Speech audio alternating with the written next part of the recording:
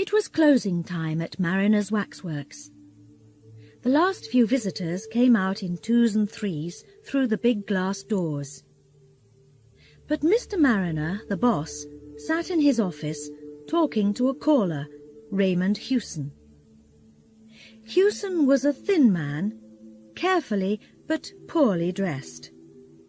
He spoke well, but seemed to be losing his fight to do well in the world.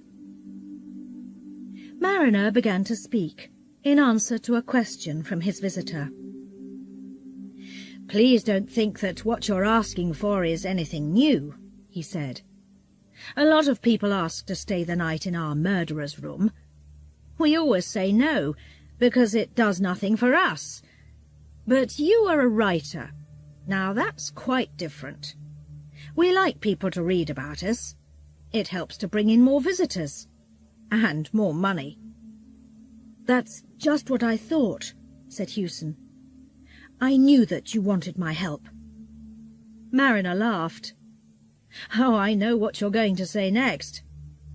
Somebody told me that Madame Tussauds gives people £100 to stay the night in their murderer's room. But you mustn't think that we're as rich as they are. Tell me, what newspaper do you work for, Mr. Hewson?" "Oh, I work for any newspaper that takes what I write," said Hewson carefully. "I know that I can easily sell this story. The Morning Times takes anything to do with murderers. Just think, a night with Mariner's murderers. Every newspaper is going to want that." Mariner thought for a minute. "Very well, Mr. Hewson, let's say this. If your story comes out in the Morning Times, there's £5 waiting for you here the next day. But please understand, it's not easy, what you want to do. I know all about our waxworks, you see. I walk past them hundreds of times every day. But spend a night down there with all those figures? No, thank you." "Why not?" asked Hewson. "It's difficult to say. I don't like the idea, that's all. You're not going to have an easy night, you know." Hewson knew that only too well, but he smiled, not wanting to show his feelings. He remembered his wife and family. He must work hard because of them. They had not got much money left this month. He must not lose this lucky opening. That newspaper was going to pay him well for this story. And then there was the £5 from Mariner, too. Perhaps if he wrote a good story, the newspaper had more work to give him. But he must do this story well first. "Murderers often have a hard time, but we writers have our difficulties too," he said, laughing. "Your murderer's room is no hotel bedroom, but I don't think your waxworks are going to make me too unhappy." "You don't feel afraid, then?" "Oh, no," laughed Hewson. Mr. Mariner smiled and stood up. "Right," he said. "The last people are all out now. Wait a minute. I want to tell the man down there not to put the covers on the waxworks. And to tell our night people that you're going to be down below. Then I can show you round." He picked up a telephone and spoke into it. Then he said, "There's just one thing I must ask. There was some talk of a fire down in the murderer's room earlier this evening. I don't know who said there was a fire, but it seems it was a mistake. So please don't smoke. Now, if you're ready, let's make a move." Hewson followed Mariner through 5 or 6 rooms, where his men were at work covering up the kings of England and other famous people. Mariner spoke to one of the men, asking him to bring an armchair to the murderer's room. "I'm sorry, but that's the best we can do," he said. "Perhaps if you sit in the chair, you can get some sleep." He took the writer down to the murderer's room. It was a big room, without much light. Hewson thought of a church. He felt you had to speak very quietly in here. But this was not a good place. It was a place for remembering wrongdoers, murderers, and the bad things that made them famous. The waxwork figures stood on small stands, with numbers at their feet. He knew some of the figures, but not others. There stood Thurtell, the murderer of Weir. Over there was little Lefroy, a killer hungry for money. 5 yards away sat Mrs. Thompson, known for her unusual lovers. Brown and Kennedy, the 2 newest figures, stood next to Mrs. Dyer and Patrick Mahon. Mariner showed Hewson the more interesting murderers one by one.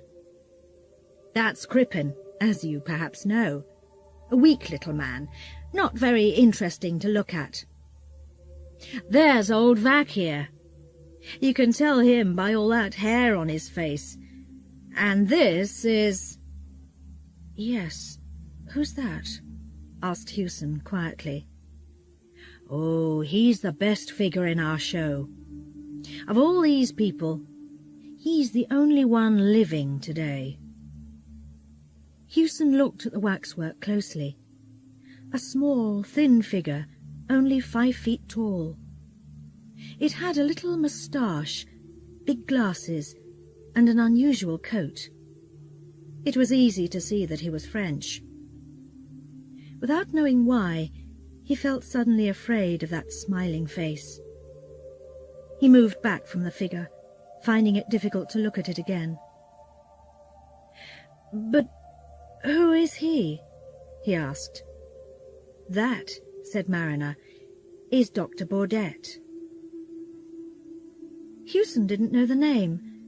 Mariner smiled. "If you're French, you remember it well," he said. "For years all Paris was in fear of this little man. He worked as a doctor by day, but at night he cut people's throats. He killed just because he liked killing, and always in the same way. After his last murder, the police found some important letters. They know all about him now, and if only they can catch him... But our friend here is too clever for them. He knew the police were after him. They soon lost him. They're looking for him now all over Europe. They think he's dead, but they can't find the body. Last year there were 1 or 2 more murders, but the police believe that another person is now doing the killing in his place. It's interesting how every well-known murderer has his followers, isn't it?" Hewson felt fear run through his body. "I don't like him much," he said. "Just look at those eyes." "You find that his eyes eat into you. That's how he did it, you know. He could send people to sleep just with his eyes. In these killings, the murdered person never seemed to fight back. He's too small to kill anybody if they're not sleeping." "I thought I saw him move just now," said Hewson, trying not to show his fear. Mariner smiled. "You're going to think that you see many things before the night is over. We're not going to shut you in down here. When you feel it's time to stop, come up again. There are watchmen in the building, so don't be afraid if you hear them moving about. I'm sorry that I can't give you any more light. We like to have the room dark, you understand. Now come back to my office and have a strong drink before starting the night's work." The night watchman brought the armchair for Hewson. He tried to make him laugh. "Where do I put it, sir?" he asked. "Just here. Then you can talk to Dr. Crippen when you get tired of doing nothing. Or there's old Mrs. Dyer over there making eyes at you. She usually likes to have a man to talk to. Just tell me where, sir." Hewson smiled. The man's words made him feel happier. Tonight's work didn't seem quite so difficult. "I can choose a place for it, thank you," he said. "Well, good night, sir. I'm on the floor above if you want me. Don't let any of these figures come up behind you and put their cold hands round your throat. And look out for that old Mrs. Dyer. I think she finds you interesting." Hewson laughed and said good night to the man. After some thought, he put the armchair with its back to Dr. Baudette. He couldn't say why, but Baudette was much worse to look at than the other figures. He felt quite happy as he put the chair in its place. But as the watchman's feet died away, he thought of the long night in front of him. Weak light lit the lines of figures. They seemed near to being living people. The big dark room was very quiet. Hewson wanted to hear the usual sounds of people talking and moving about, but there was nothing, not a movement, not a sound. "I feel I'm on the floor of the sea," he thought. "I must remember to put that into my story." He looked without much interest at the unmoving figures all round him. But before long he felt those eyes again, the hard eyes of Baudette, looking at him from behind. He wanted more and more to turn round and look at the figure. "This is all wrong," he thought. "If I turn round now, it only shows that I'm afraid." And then he heard another person speaking inside his head. "It's just because you are afraid that you can't turn round and look." These different thoughts seemed to be fighting inside him. Finally, Hewson turned his chair a little and looked behind him. Of the many figures standing there, the figure of the little doctor seemed the most important. Perhaps this was because a stronger light came down on the place where he stood. Hewson looked at the face so cleverly made in wax. His eyes met the figure's eyes. He quickly turned away. "He's only a waxwork, the same as the others," Hewson said quietly. They were only waxworks, yes, but waxworks do not move. He didn't see any of them moving, but he did think that now the figures in front of him seemed to be standing a little differently. Crippen was one. Was his body turned a little more to the left? Or, he thought, perhaps my chair isn't quite in the same place after turning round. Hewson stopped looking. He took out a little book and wrote a line or two. "Everything quiet. Feel I'm on the floor of the sea. Baudette trying to send me to sleep with his eyes. Figures seem to move when you're not watching." He closed the book and quickly looked to his right. He saw only the weak wax face of Lefroy looking back at him with a sorry smile. It was just his fears. Or was it? Didn't Crippen move again as he looked away? He just waited for you to take your eyes off him, then made his move. That's what they all do. I know it, he thought. It's too much. He started to get up from his chair. He must leave immediately. He couldn't stay all night with a lot of murderers moving about when he wasn't looking. Hewson sat down again. He must not be so jumpy. They were only waxworks, so there was nothing to fear. But why then did he feel so afraid, always thinking that they played games with him? He turned round again quickly and met Baudette's hard eyes. Then suddenly he turned back to look at Crippen. Ha! He nearly caught Crippen moving that time. "Be careful, Crippen, and all you others," he said. "If I do catch you moving, I'm going to break your arms and legs off. Do you hear?" I can leave now, he thought. I've got a lot to write about. A good story. 10 good stories. The Morning Times isn't going to know how long I stayed here. They aren't interested. But the watchman is going to laugh if he sees me leaving so early. And then there's the money from Mariner. I don't want to lose that. But this was too hard. It was bad that the waxworks moved behind your back. But it was worse that they could breathe. Or was it just his breathing, seeming to come from far away? These figures seemed to be doing what children do in a lesson, talking, laughing and playing when the person giving the lesson turns his back. There I go again, he thought. I must think about other things. I'm Raymond Hewson. I live and breathe. These figures round me aren't living. They can't move and speak as I can. They're only made of wax. They just stand there for old ladies and little boys to look at. He began to feel better again. He tried to remember a good story a friend told him last week. He remembered some of it, but not all. He had the feeling that Baudette's eyes were on him again. He must have a look.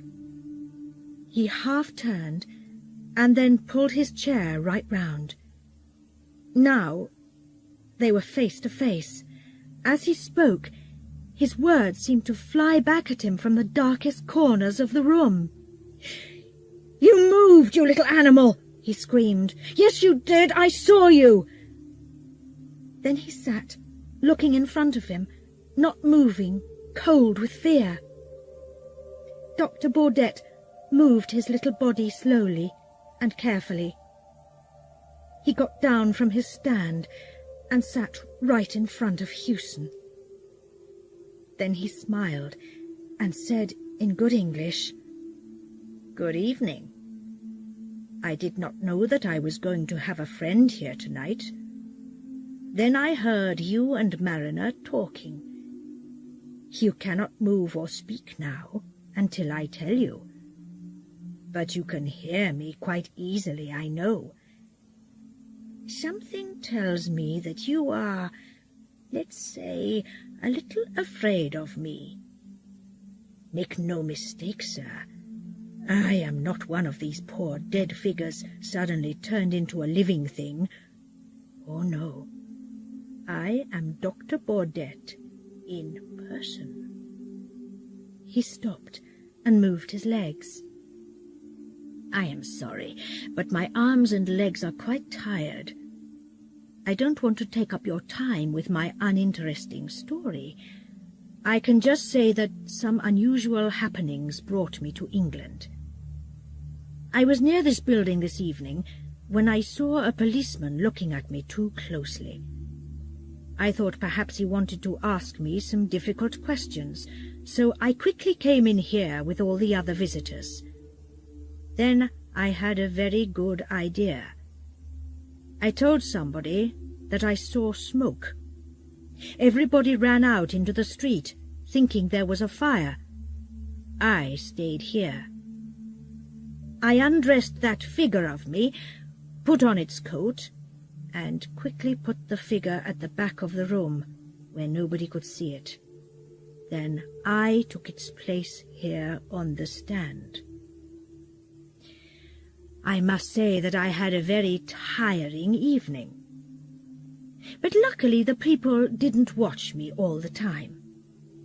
I could breathe sometimes and move my arms and legs a little. What Mariner said about me was not very nice, you know.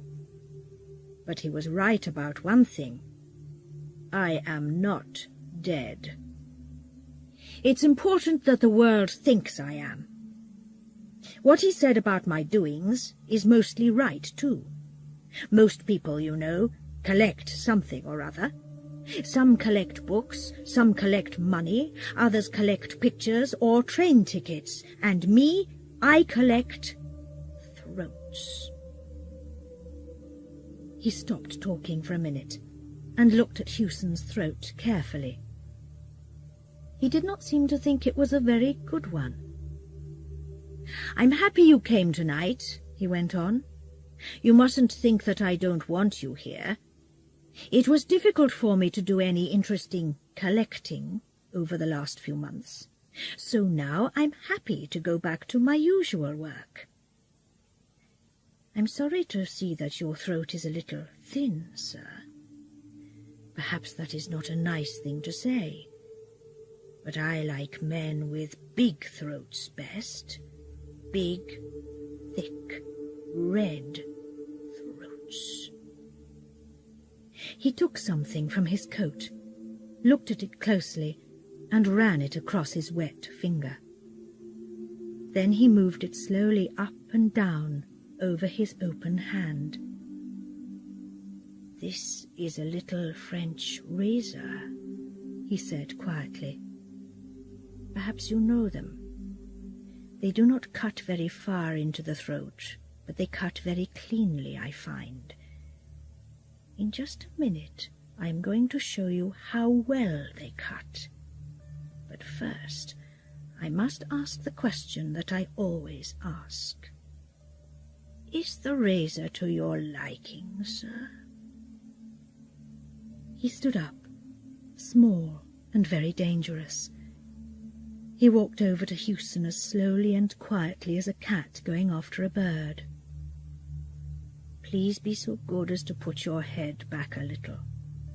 Thank you. And now a little more, just a little more. Ah, thank you. That's right, monsieur. Thank you. Thank you." At one end of the room is a small window. In the daytime it gives a weak light.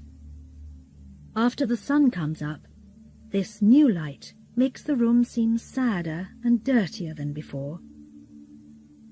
The waxwork figures stand in their places with unseeing eyes. Soon the visitors are going to arrive. They are going to walk round, looking at this figure or that. But today, in the centre of the room, Hewson sits with his head far back in his armchair. His face is up, ready for the razor. There is no cut on his throat or anywhere on his body, but he is cold, dead. And Dr. Baudet watches the dead man from his stand without any show of feeling. He does not move. He cannot move. But then, he is only a waxwork.